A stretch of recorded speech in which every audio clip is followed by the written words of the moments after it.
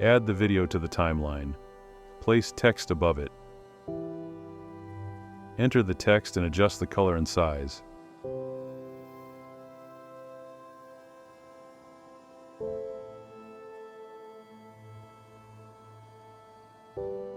Duplicate the text lines 15 to 20 times.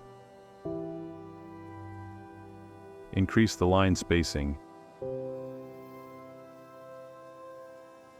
Switch to Fusion and add a rectangle node to the text. Adjust the frame so that it tightly fits the size of the final text. Go to the beginning of the animation and set a keyframe on the size parameter. Change the text position so that the top line is visible inside the frame. Set a keyframe as well. Go to the end of the text, increase the size.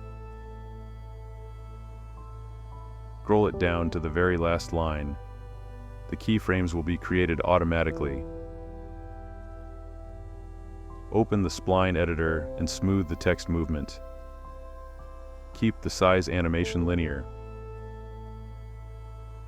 You can also add a slight offset in the opposite direction at the beginning and a bounce at the end.